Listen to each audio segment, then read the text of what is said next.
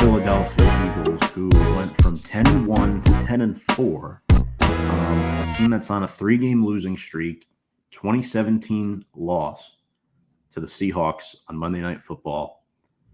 And this is a team, Sam, that swept us 3 times last year, including the playoffs. That's We right. have not won there in 10 years. Your initial thoughts heading into this game, and then we will bring up Jordyn. Initial thoughts. I don't think we're gonna win. I can't imagine a very disgruntled 3-game losing streak Eagles at home losing to the 5-9 Giants. And Tommy DeVito, who obviously were struggling last week. We end off the season in MetLife, and obviously we'll talk about that game in a couple of weeks when we get to it. But that game, I wouldn't be surprised if that was a little bit more manageable of a win. But this one, I'm not feeling as confident as I was in the past for the Saints and for the Packers, or even though I wasn't that confident for the Packers either. But no, I first just just looking at it, not feeling too hot. Yeah, me neither, but let's hear from the Eagles fan herself. Maybe she'll pull a Sean from last week. Most likely not. No. Welcome back to the show, the sporty Jordy. Jordyn, how are you doing? Happy holidays. Merry Christmas. Welcome to the show.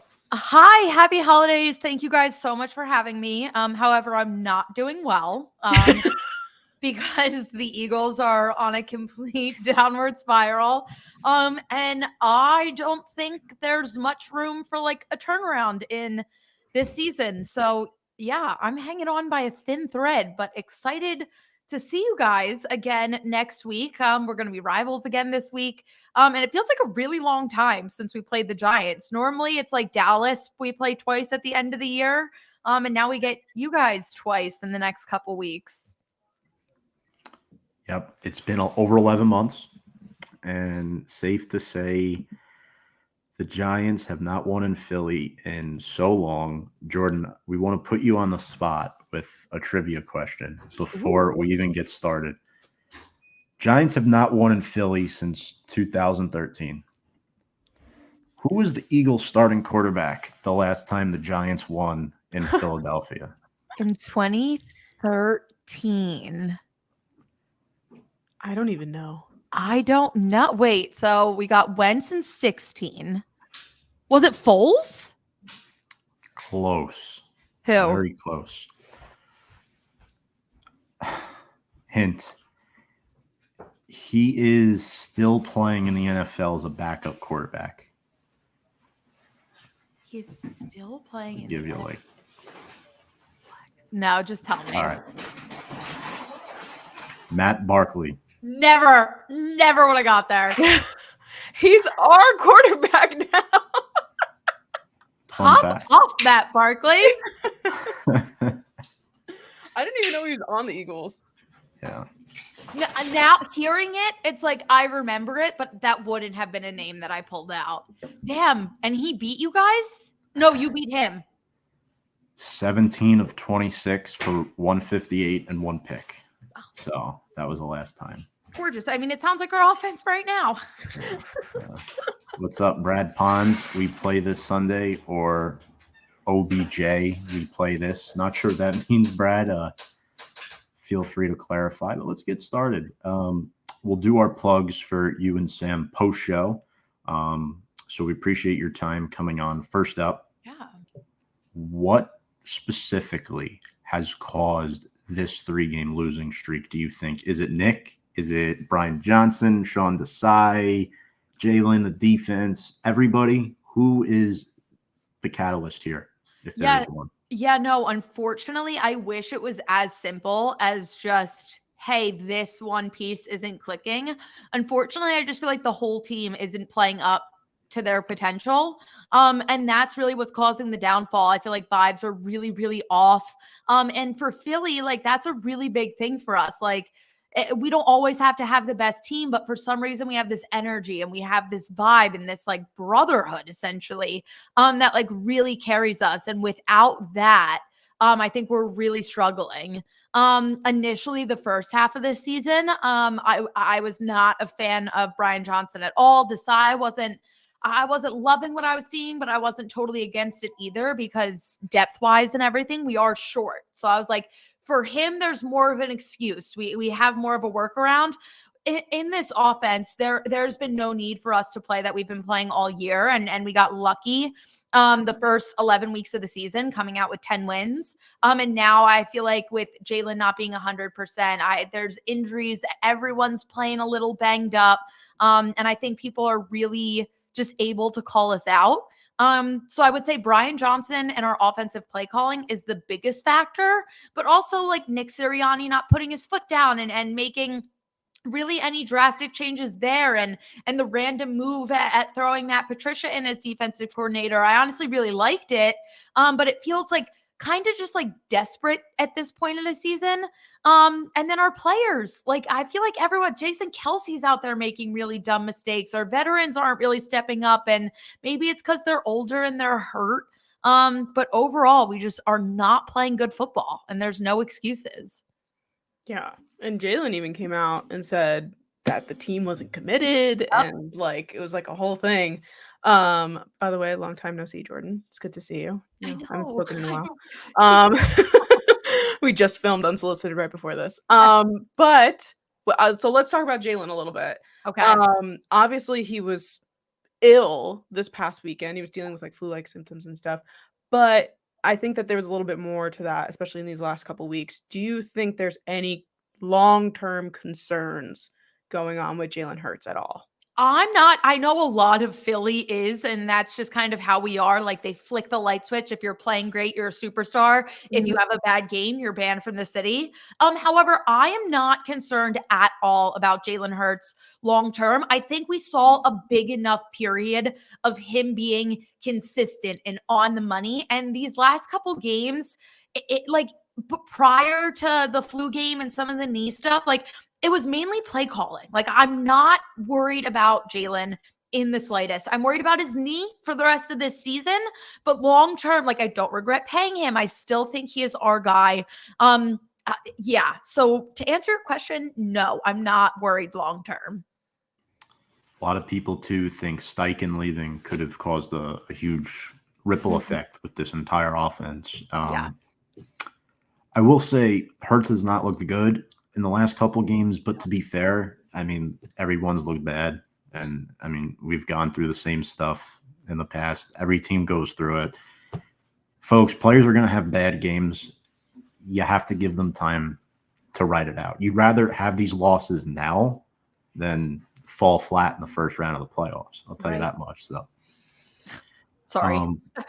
No, it's all good. I want to ask you about the offensive line. Landon Dickerson listed as doubtful with a thumb injury. Cam Jurgens is dealing with a pec. Any updates on that? Do you think this is part of the issue as well? The shuffling, Opeta at right guard, guys moving around. What's up with that?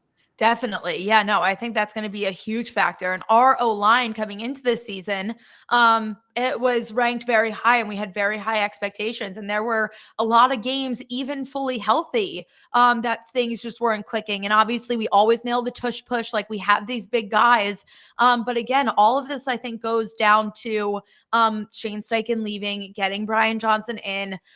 Maybe the vets not agreeing with Brian Johnson. I mean, I know on defense, Kevin Byard was prior to the change with Matt Patricia, but he was calling for the defense to call the plays. Like he was done with the play calling. And I have a feeling the offensive members are probably feeling that same way and just haven't been as vocal.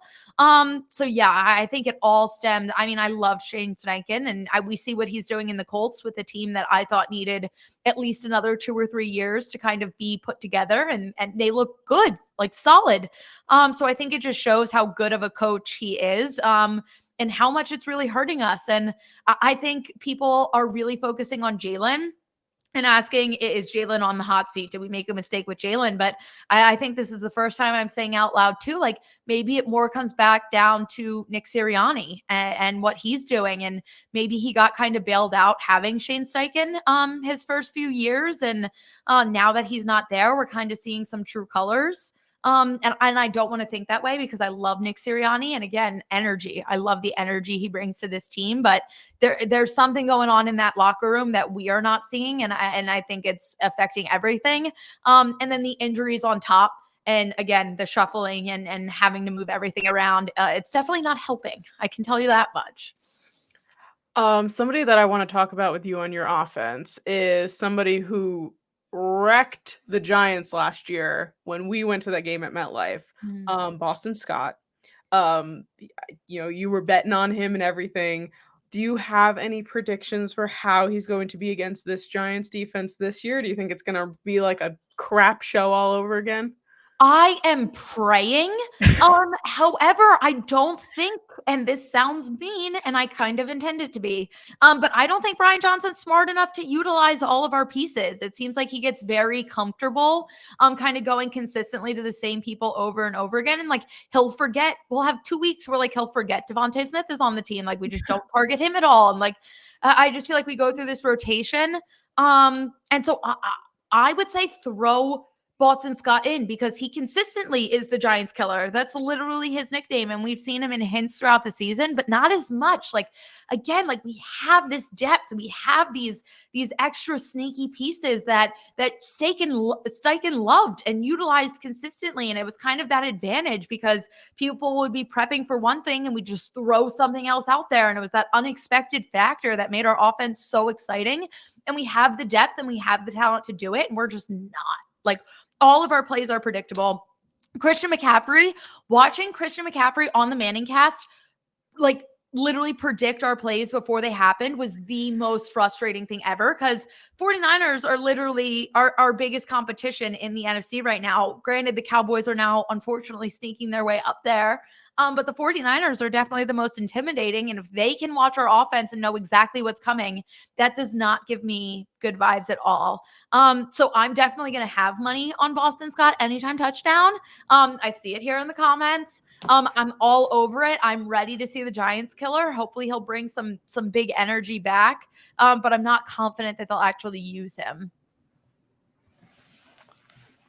Yeah, there's a lot of questions heading into this game for both sides. And for some reason, I have a feeling this is a get-right game for Philly, Jordan. I mean, something just tells me we don't play well against the Eagles. Defensively, though, I want to talk about your defense a little bit. So Kevin Byard took a lot of ownership for the secondary struggles after being acquired mid-season. A lot of people thought this would put the Eagles' defense over the top. Why hasn't it gone that way? What unit concerns you the most as to why it hasn't gone that way? Our secondary. I think everyone is just running all over us. I think it's a hot mess. I saw the one bright spot I did see, given some injuries. Obviously, I'm never happy when Darius Slay is injured. I love him. He hasn't been playing great, but I still think that when he steps up big.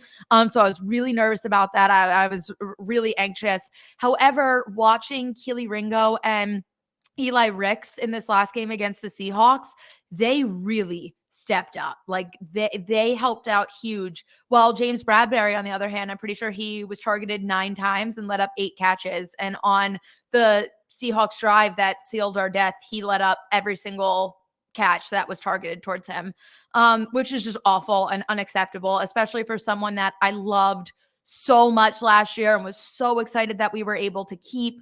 And I think it makes the CJ Gardner-Johnson loss even worse when I thought that I thought getting Bradbury was going to be better than getting CJ Gardner-Johnson. And obviously he had his own injuries. But yeah, James Bradbury is just killing us right now. And why I bring up Ringo and Ricks is because I think it gives us at least a bright look into our future. I think they're going to be our starters heading in 2024. And Keely Ringo had a great game. Ricks the same way. So I'm excited about them, but we need more veteran presence. And we need one more superstar in our secondary because I mean, we're getting torched. Yeah. And we know we had James Bradbury as well, and he was a tough loss for us. But he is aging; he's getting up there. Yeah.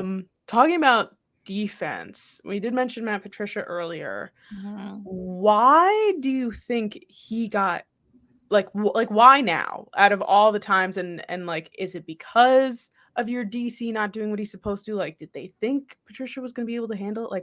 Like what even came about with that? Do you know? No, I think this is one of the strangest things ever. And I was actually so shocked because, like I said, like the first half of the season, there were things about our defense that obviously made me nervous, but like Desai was not on my shit list. Like he just wasn't.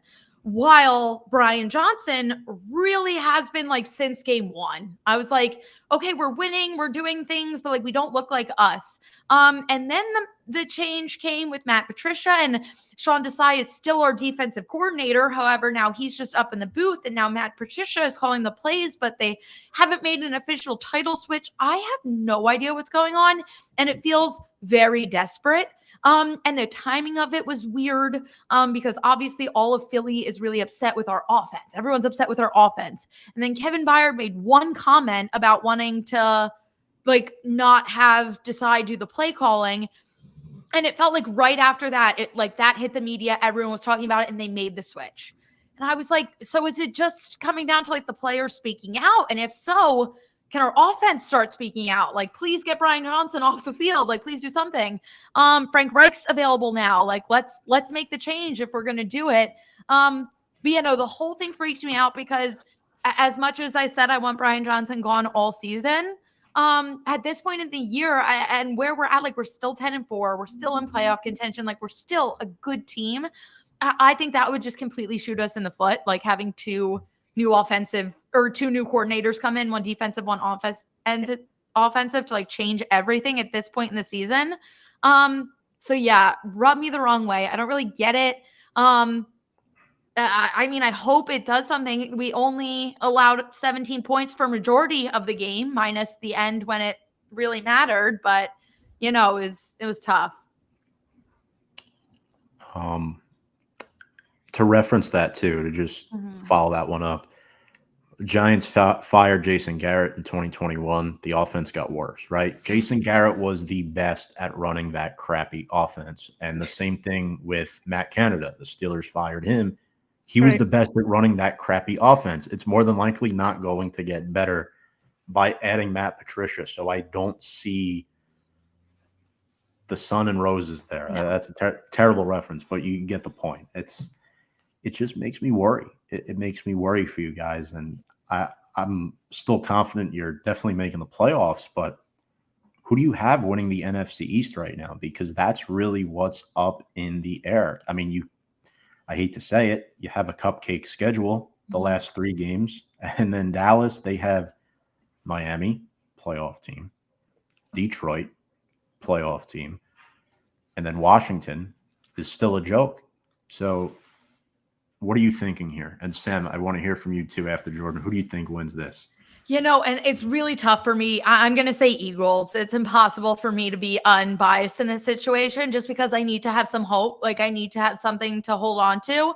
But really, and I mean this with no disrespect to either of you, but if we were playing, like if we had Dallas's schedule for the rest of the season, I would feel super nervous about it. And I would be very honest in being like, I don't know.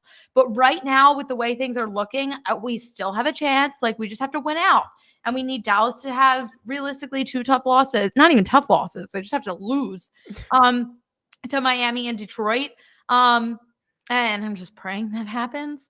But yeah, no, I still think we have a chance. But up until the 49ers game, I was very confident that we were still a Super Bowl team. And now I don't see how we make it past the 49ers in the NFC Championship game, which is a dagger for me to admit.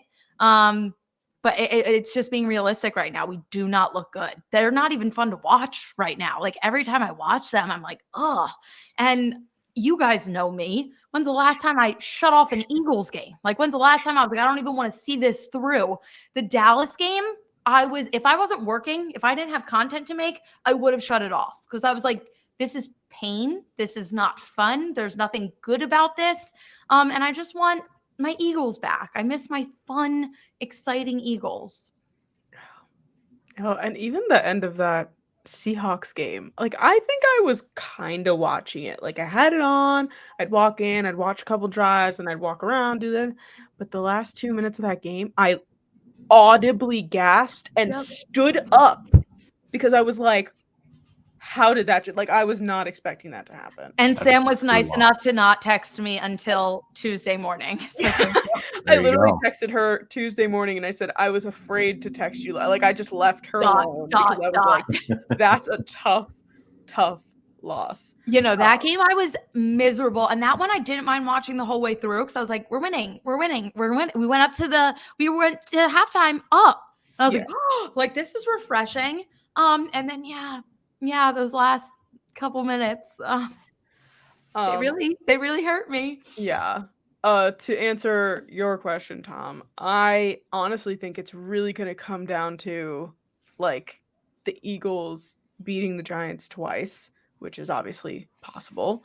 But I think maybe the Cowboys lose to the Lions, maybe, but, like, I don't know, I think they can beat the Dolphins, I think they can beat the Lions, and I think they can obviously beat the Commanders. I would not be surprised, and this pains me to say, that I think the Cowboys might win the division, but it really is a toss-up because the Eagles have the Giants twice, and, I don't know what that middle team is that you guys are playing, but Arizona. Arizona, yeah, New The Year's Oh. Day.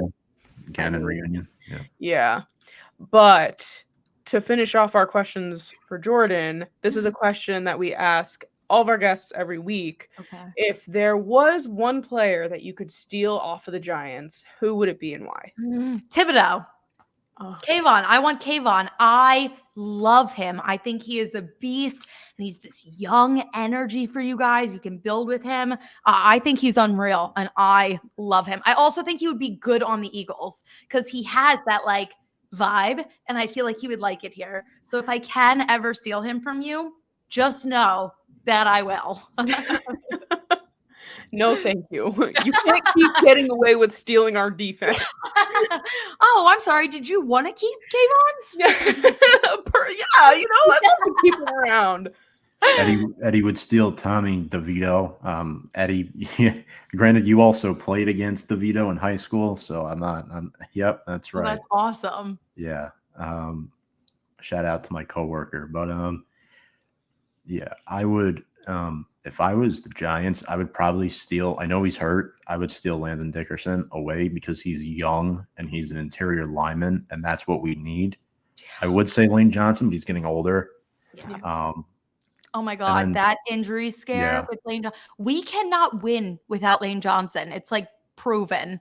And when he went down, I literally like my full body was just like, that's it. That's the end of our season. Because it looked bad. It looked bad. And this was the Dallas game, right?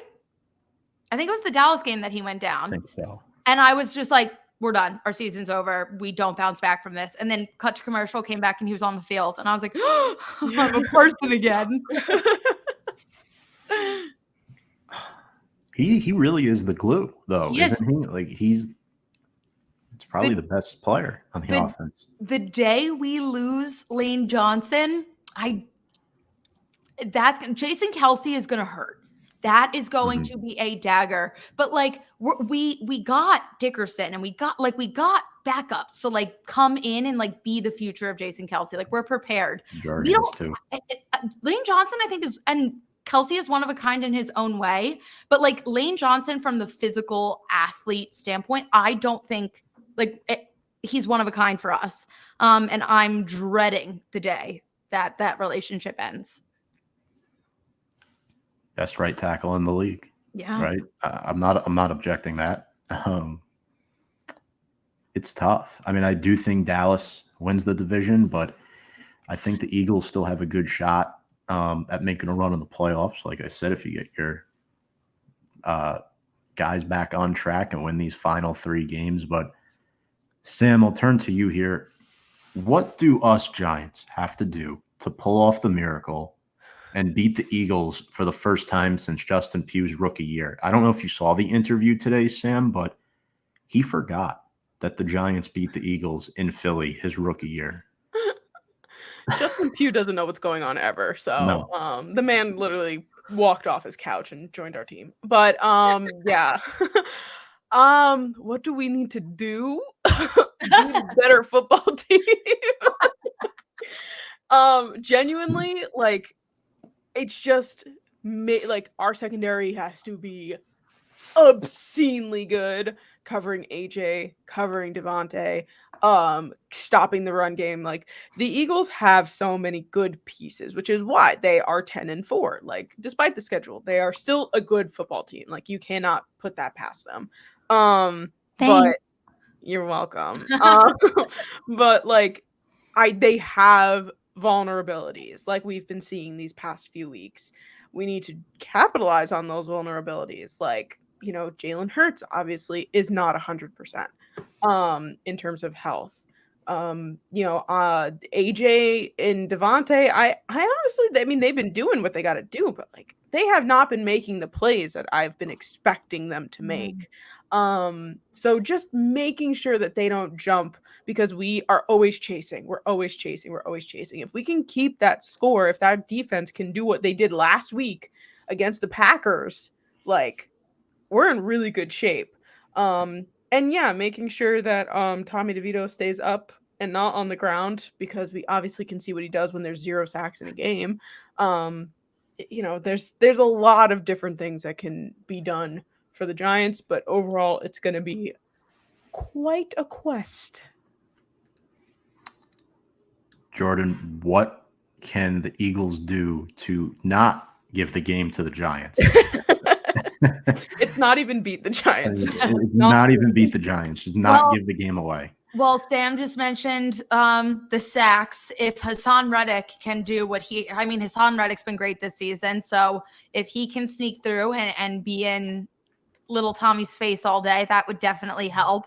Jalen Carter, like, if we get all these guys in there, no offense, it might scare Tommy a little bit. I would be afraid. A little scared. Yeah, I would be afraid if they were coming at me. So yeah, I think if they can really step up and kind of hold us together, keep you guys off the field and give Jalen as much time as possible to do something. I feel like that's going to be best case scenario for us. And yeah, biasly, Sam did a great job bringing up earlier. Throw Boston Scott in there. We need our Giants killer. And they have to utilize him. I know nothing against Swift, who's been absolutely unreal this season. But it's Boston Scott time. Okay. It always is. Every time they play the Giants. Our Giants killer. Sam made fun. Now, granted, when me and Sam went to the game at MetLife last year, it was the downpour game, like ugly game for you guys. It was a great game for me. I'm so sorry. But I made the joke walking into the stadium and I was like, I have Boston Scott anytime touchdown. And I looked at Sam and I was like, I'm going to throw Boston Scott 2 touchdowns. And like, what? The kids behind us were like, what? And I was like, he's the Giants killer. And then he was quiet all throughout the game. And then the last, like, literally, it was like garbage time because we like had already sealed. Yeah. And he ran it in for a touchdown at the end. And I was like, let's go. Yeah, that was a journey of a game. It you was. want to put the numbers into perspective.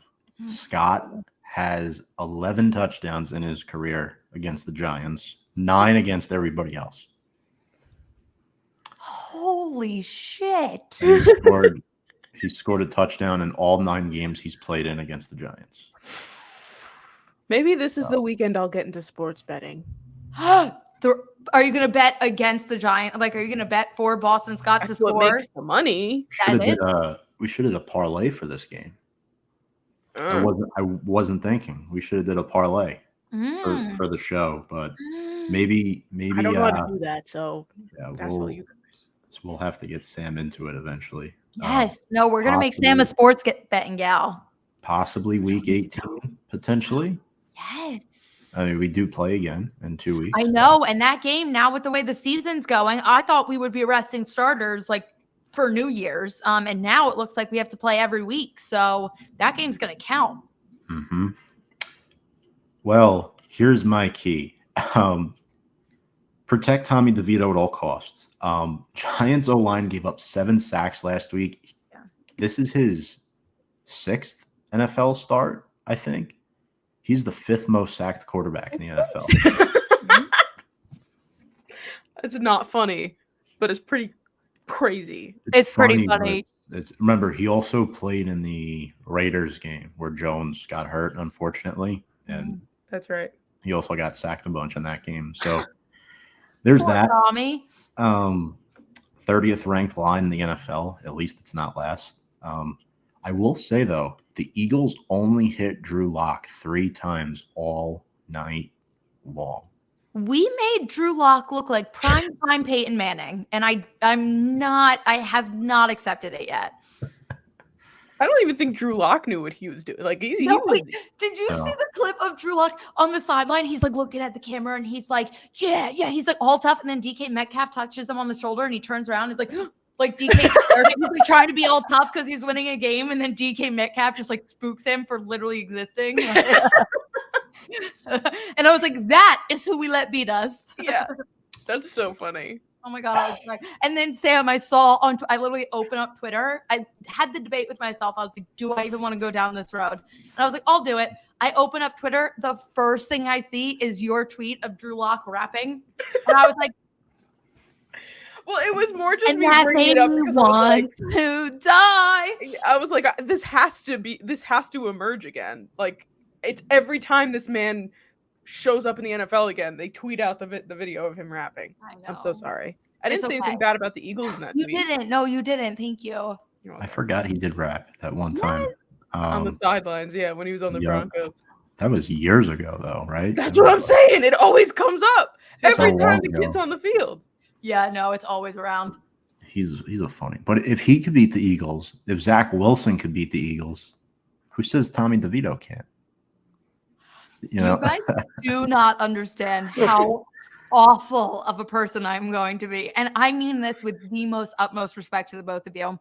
I will be a demon if we lose this weekend, just because it'll be like, if we we're winning and lose to the Giants, like annoying, but no big deal. But like after the last 3 games, if Tommy DeVito is like our 4th dagger in a row, I don't think I bounce back from that.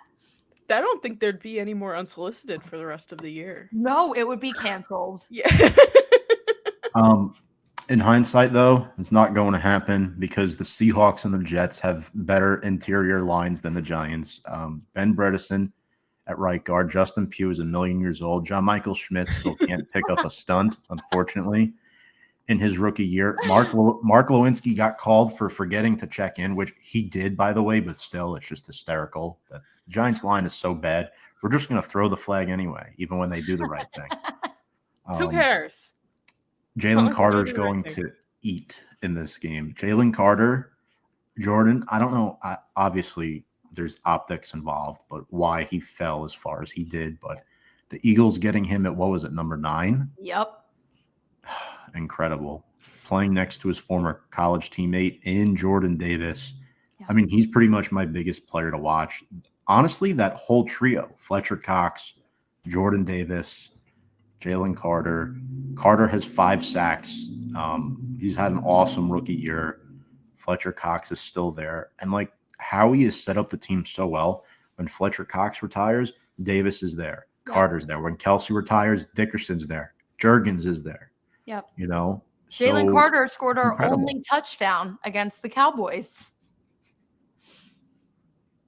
No. Yep. Really? Yep.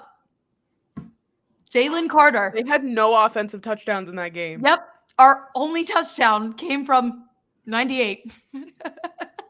Who had that on their ticket? I did. Right. Who No will? way. Somebody But yeah, made no, a I lot love of him. money. Sam was with me for the NFL draft. Oh, yes. And it yes, I was was. every pick. She was like, this team is going to take Jalen Carter. Like, you have to be prepared. And I was like, no, they're not. And they wouldn't. And she would just look at me and she was like, how is this happening? And then when we traded up to get him, the shriek that left my body. I'm surprised we didn't get the cops called on us that night. Jordan was making inhumane noises. And when they got Nolan Smith, forget it. She was like literally like hovering above me like a demon. Because if Jalen Carter was gone, that's someone that we were legitimately looking at 10. So Yeah. the fact that we Got him ended at up with 30. Jalen Carter at 9 and then still got Nolan Smith at 30. I was like, ow. And then I made the joke before we drafted Jalen Carter. We just traded up 1. And I was like, Sam, what if we take Will Levis? We predicted every team to take Will Levis. Yeah, that was a bad time for us Giants fans. Sorry. Yeah, but it's all good. Trying to recover from that thought there for a moment. But anyway, I'm sorry. I'm sorry. we haven't talked much about AJ Brown or Devontae Smith tonight. Yeah. Kind of because they've been like irrelevant in the last couple games. Like neither of them have gotten over 50 yards. They haven't been able to get the ball to them. That could be a way. Deonte Banks against AJ Brown. I'm excited for that matchup. I think Banks pocket coverage, press man. You might have to go to Goddard over the middle, or Zacchaeus or Watkins Smith. I think that's who they have to go towards because Banks, Jordyn, phenomenal rookie season. Phenomenal. He's been awesome to watch. Yeah. No, I honestly think that our secondary versus the Eagles wide receivers is going to be the best thing to watch in this game. And that's why I mentioned AJ Brown and Devontae Smith earlier, because I have not been seeing from them the things that we've expected to see from them. Like, it's just not happening. And they're both very excellent wide receivers. But yeah, I would not be surprised if you guys were getting hit with a lot of like your wide receivers 3 and 4 compared to AJ and Devontae. Yeah, no, the way, again, and it all comes back to our offense and play calling. And if I see one more screen on a 3rd and long to Julio Jones, I am going to lose. Oh, yeah. any marble. Oh yeah, we have Julio Jones. Who would've Forgot about that. But yeah, no, it's just been tough. And again, majority of our issues, you guys asked me early on in the show what I think the main issue is. And the main issue, I think, is play calling. And we have too many superstars, too much depth to even have this concern. Sam, who are you watching for the Eagles and the Giants?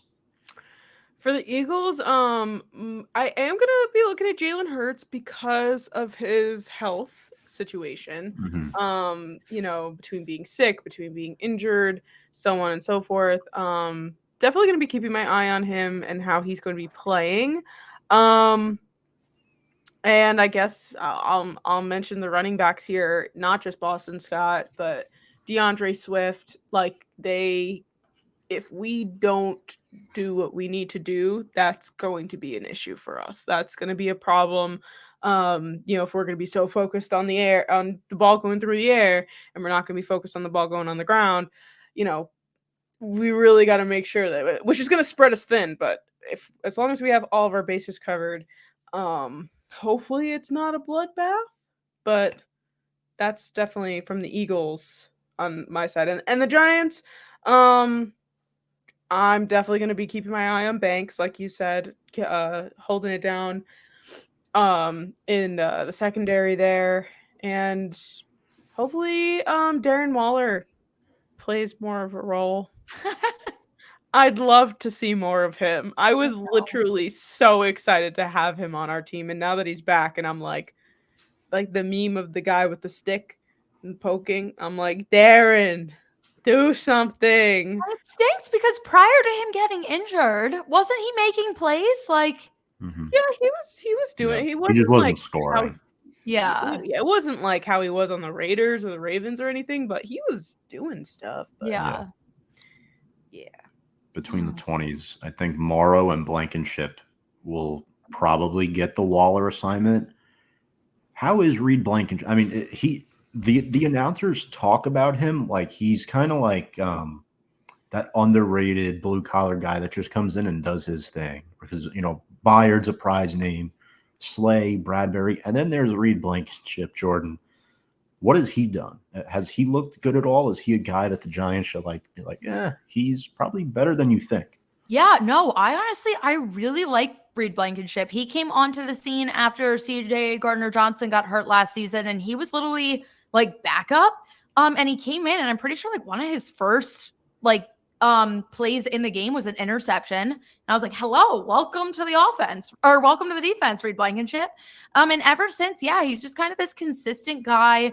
Not perfect by any stretch of the imagination, but definitely has it in him to be very sneaky. He's super aggressive.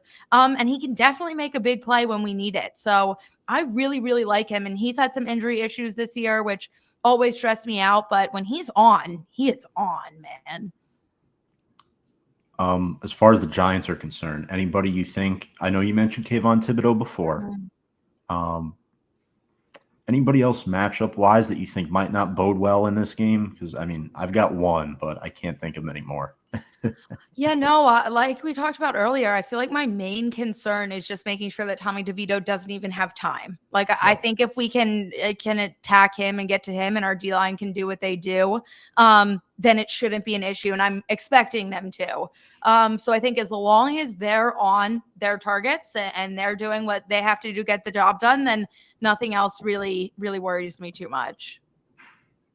So as long as their offense works, because if they don't, then we're really screwed. Yeah. I think these will be okay. For me, the one thing that I think the Giants have the advantage of is Dexter Lawrence in the middle of the defense. Kelsey is getting older. Dickerson is doubtful. So you might get Opeta, Steen, or Driscoll, one of those guys in there. Jurgens is not 100% with the pec. So I think Dexter Lawrence, PFF-wise, he's ranked first this year in the league. Of all interior defensive linemen. He's been phenomenal. And then right behind him on that second level is Bobby Okereke, who might be the Giants' best linebacker since Antonio Pierce, Sam, potentially. I love that man. He's so good. He's phenomenal. He is a wonderful linebacker. He is the man that we've been waiting for and who I thought Blake Martinez would have been for us. Bobby O does what he's got to do. He shows up to work for sure. He knows what he's got to do. And Jason Kelsey, I mean, this is the first year where I've really seen mistake after mistake from him. So, we never really have that issue for him. It used to be so rare. And I remember the first one or two times it happened this year, I was like, oh, damn, Kelsey. And now it's damn, Kelsey. So there's definitely an opportunity for you guys there. For Philly, the last thing before we get into predictions. Yeah, look, I don't know how the Giants are going to win this game. I don't think they will, but overall, Jalen Hurts is still Jalen Hurts. He's a dual threat. I mean, the offense hasn't scored 20 points over the last 3 weeks, but I think that breaks this week. He's due. He's overdue, and he is very dynamic. And the tush push is a phenomenal play. We know the Giants can't defend it. So Giants tried it once. Can't do it. 2 guys got hurt on the play. They haven't tried it. Yeah, that was it was one time so and we were we're never doing that ever again.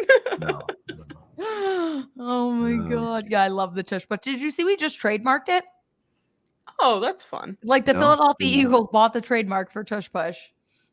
As they should. They're the only team that can successfully do it every single time.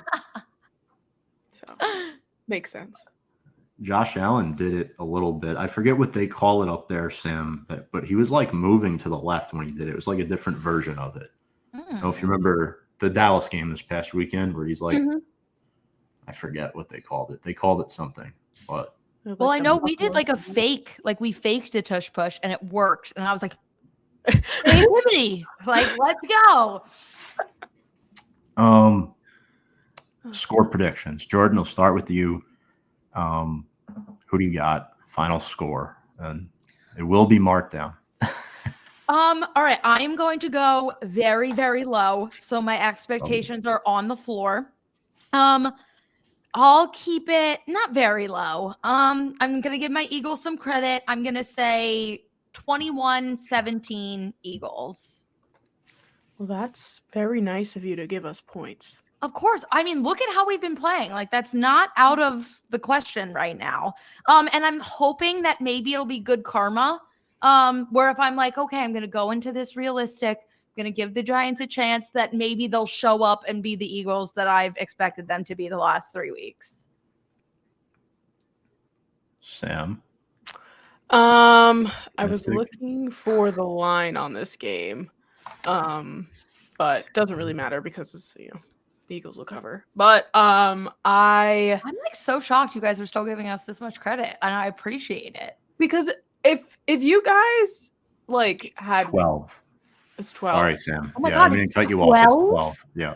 That's what I'm talking about, Jordyn. Like, this is Oh my God, am I like so low on my team right now? I mean, I get it. You're coming off this loss and everything, but like we're, there's no way the Giants can walk into Lincoln Financial Field with Tommy DeVito in this game after you guys just lost 3 games in a row, and like it's very slim, very slim. It's not impossible, but it's very slim. Okay. I think I'm gonna say the Giants get 14 points up. I'm gonna say 27-14 Eagles. 27-14. So you have Philly covering the 12-point spread. Yeah. I think once Evan Neal gets ruled out, I think the spread will go down to like 9 or 10 points. I know it sounds horrible, but it's true. Evan Neal sucks. We got Tyre Phillips, starting right tackle, off the Eagles practice squad. He went to Philly for 6 weeks and came back a new guy. So we got 6 weeks Pretty of good. an undercover agent on the other side. Yeah. Might as well send Mark Lewinsky to Philly too. I might vote him well. Too late for that, but anyway, Tommy DeVito's Joe Pesci, Jamie Gillen is Dave Stern. Actually does look like him, by the way. A little bit. Marvin, Harry, whatever they call him, Home Alone. Yep, Marvin, Sticky Bandits. Philadelphia 24, Giants 14. And that's a sweep. We're all in a similar area here. Yeah, but I think Eagles finally clinched the playoff spot, and or you already did, no? Trying to think. No, you haven't. Yeah. You did? No, we did. With someone's loss, we clinched. Green But Bay, they're still working for the division against Minnesota. Minnesota's loss, I think, because Minnesota drops the 7-7. Because I'm pretty sure, we got in on a day we weren't even playing. It was just like, Eagles are in. I was like, great. Sounds good. Jordyn, we want to thank you so much. Before we let you go, please plug yourself, your work with Sam on Unsolicited, and your work with the Philadelphia sports media. We would love to have our fans hear about it and hopefully follow you as well. So let's hear it.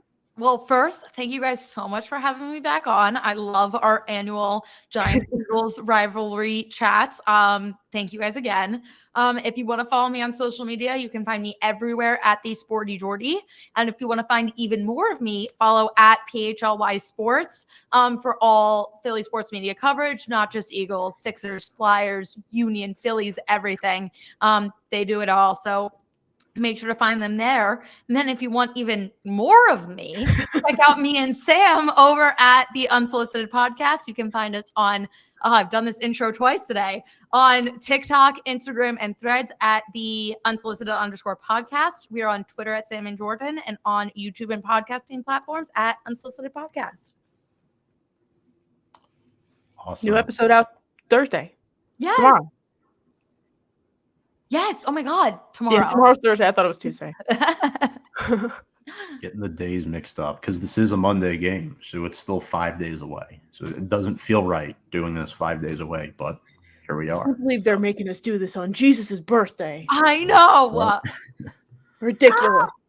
And the Eagles lost to the Cowboys last year on Christmas Eve. Folks, let's all sign off together before we go. As you can see, you can follow Sam and Jordyn there, as Jordyn just aforementioned. Yes. You can follow Sam and I as well on Big Blue Avenue, Instagram, Twitter, and YouTube. Coming up on 600 subs on YouTube. Please help us out. Help us get there. Let's go. Very excited about that. Little shameless plug. But yeah, for some reason, if you're following Jordyn, for some reason, to follow us, feel free to do that as well. But make sure you're following Sam and Jordyn first. Appreciate you all. Folks, without further ado, let's go Big Blue.